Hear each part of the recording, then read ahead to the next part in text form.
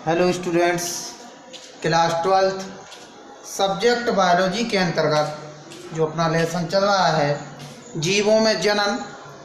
इस लेसन के अंतर्गत आज का टॉपिक है अलैंगिक तथा लैंगिक जनन में अंतर। ये सेक्सुअल रिप्रोडक्शन और सेक्सुअल रिप्रोडक्शन में क्या डिफरेंस है, आज इसकी चर्चा करेंगे। इससे पहले के वीडियो में अध्ययन किया था अलैंगिक जनन की विधियों के बारे में। तो अब बात करते हैं अलैंगिक तथा लैंगिक जनन में अंतर की। तो इस प्रकार से एक टेबल बना लेंगे, एक ओर लिखेंगे अलैंगिक जनन या ये सेक्सुअल रिप्रोडक्शन, दूसरी ओर लिखेंगे सेक्सुअल रिप्रोडक्शन। सबसे पहले बात करते हैं अलैंगिक जनन में कि अलैंगिक जनन में केवल एक जनक भाग लेता है।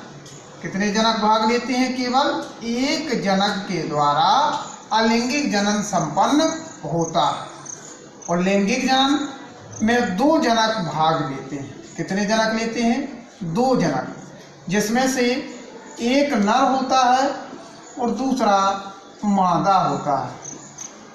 तो लैंगिक जनन दो जनकों के द्वारा संपन्न होता है, जबकि अलैंगिक जनन एक जनक के द्वारा संपन्न होता है।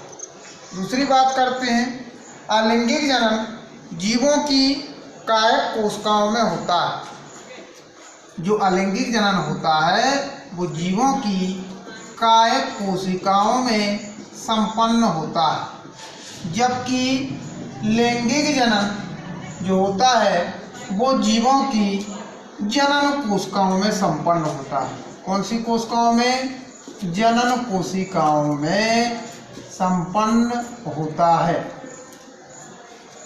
अगली बात करते हैं कि अलैंगिक जनन के अंतर्गत युग्मक निर्माण और निषेचन का अभाव होता है। कहने का मतलब है कि अलैंगिक जनन में निषेचन तथा युग्मक का निर्माण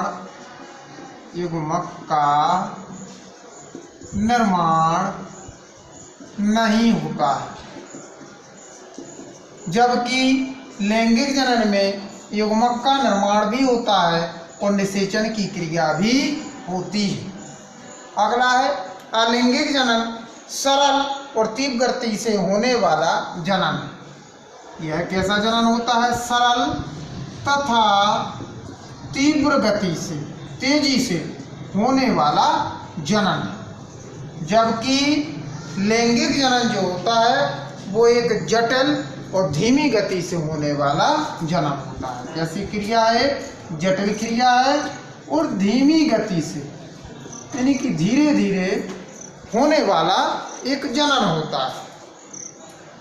अगला है अलैंगिक जनन में समसूत्री विभाजन होता है। जब अलैंगिक जनन संपन्न होता है तो कायक कोशिकाओं में समसूत्री विभाजन के द्वारा अलैंगिक जनन संपन्न होता है, जबकि लैंगिक जनन में अर्धसूत्री विभाजन द्वारा विभाजन होता है, बंटवारा होता है।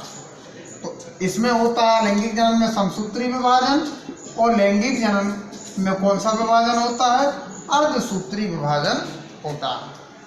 के बाद अगली बात करते हैं कि अलैंगिक जनन में जो जनक होता है, जनक से उत्पन्न जो संतति होती है वो आकार की और आनुवांशिकी लक्षणों में जनक के कैसे होती है? एक समान होती है, जनक के समान होती है। जबकि लैंगिक जनन में जनक से उत्पन्न संतति जो होती है वो कैसी होती है? आनुवांशिक लक्षणों में जनक से भिन्न होती है। तो ये थे अपने अलैंगिक तथा लैंगिक जनन में अंतर। अब बात करते हैं पौधों में प्रजनन की कुछ असामान्य विधियां।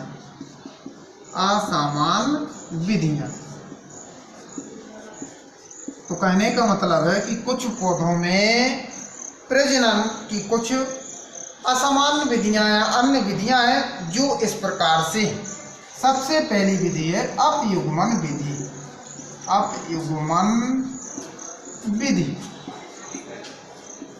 अपयुग्मन विधि जो होती है वो मुख्यतः एग्जाम्पल की बात करते हैं लाइलियम जैसे पौधों में अपयुग्मन विधि के द्वारा रिप्रोडक्शन प्रजनन होता है। तो कुछ पौधों में आवर्त भ्रूण कोश यानी एम्ब्रियो सेक कि अंड के अलावा किसी अन्य कोशिका से भ्रूण यानी एम्ब्रियो का निर्माण हो जाता है। तो इस क्रिया को, इस विधि को अपयुग्मन कहा जाता है।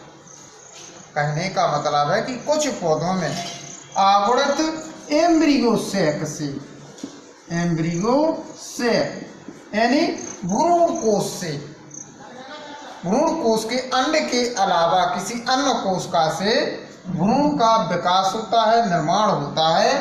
तो ऐसे जान को अपयुग्मन कहा जाता है, जो किसमें होता है, लाइलियम में होता है। दूसरी विधि है अनिषेक बीजता।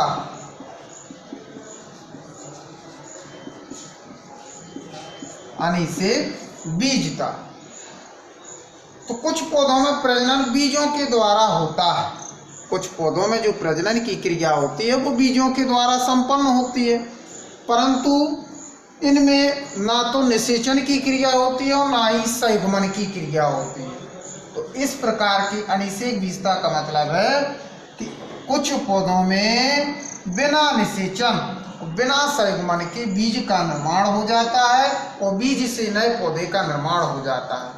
इसे क्या कहा जाता है, अनिषेक बीजता कहा जाता है, जो एक प्रजनन की असामान्य विधि होती है।